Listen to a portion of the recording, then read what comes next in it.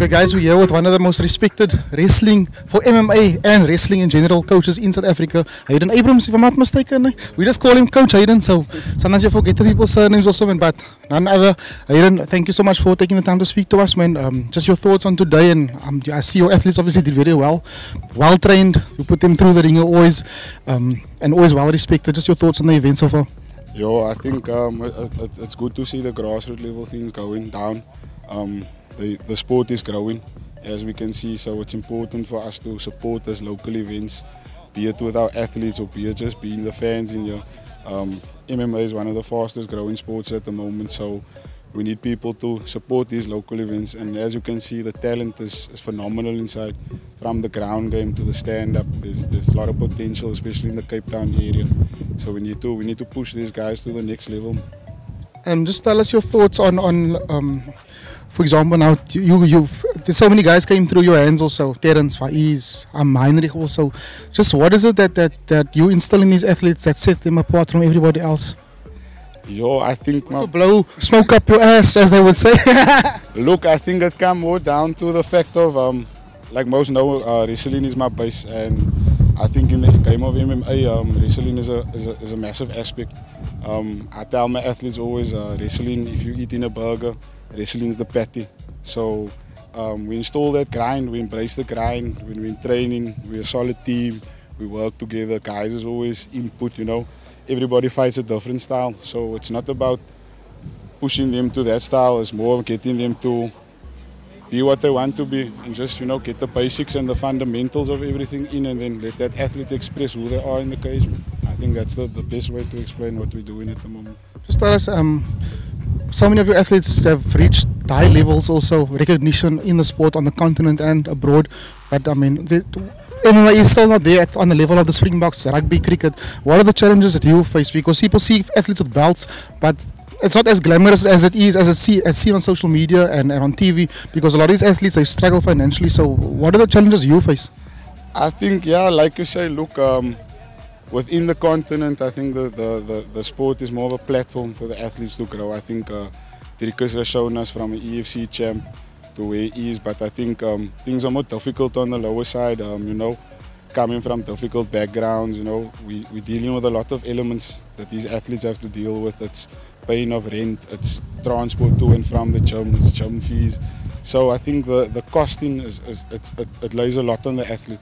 And I think to get the support and sponsorships on board for these athletes is what we need. Even so on the amateur level, some of these guys are unemployed. Most of these athletes are, in essence, the employment is the fight game, but it doesn't pay as well till we hit in the top part of the game, till we earning that money.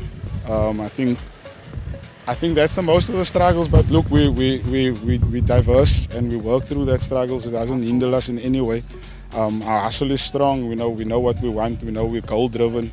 We all got the same mindset. We all got the same vision. Coach, athletes. We know where we want to be and what we want to do. So no matter what, if we're working with bricks in the backyard, we're still going to be a world champ. If we don't have the best facilities yet, we're still going to create world champs. When we have those facilities, we'll create better world champs.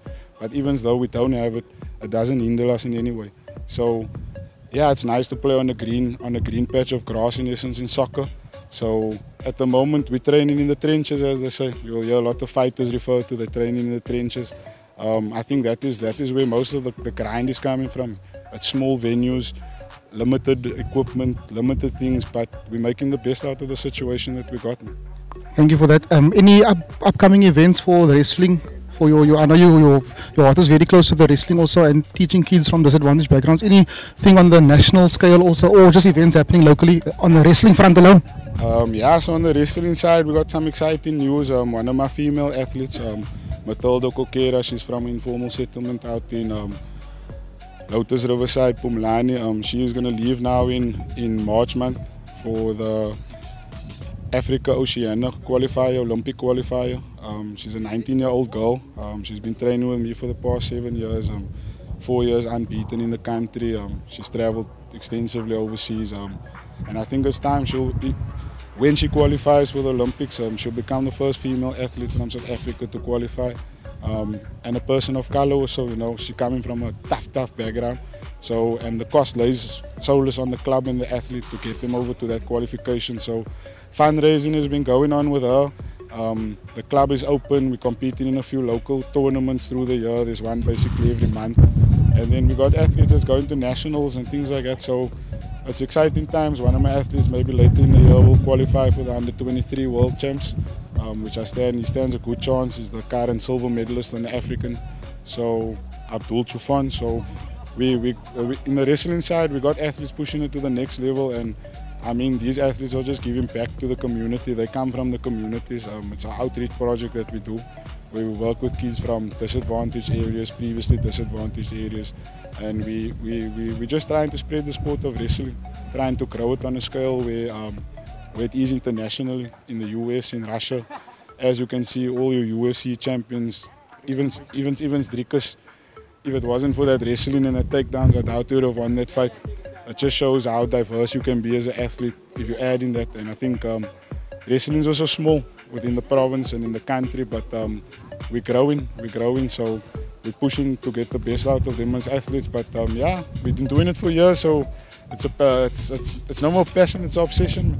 I enjoy what I do, I love the game, I'm obsessed about it. Much respect to you, Coach Hayden. Guys, you heard there, the fundraiser taking place, big things happening. Follow Cape Town Wrestling for MMA on social media also, and let's get behind the guys and support them. Thanks, Coach, man. Much appreciated. Welcome.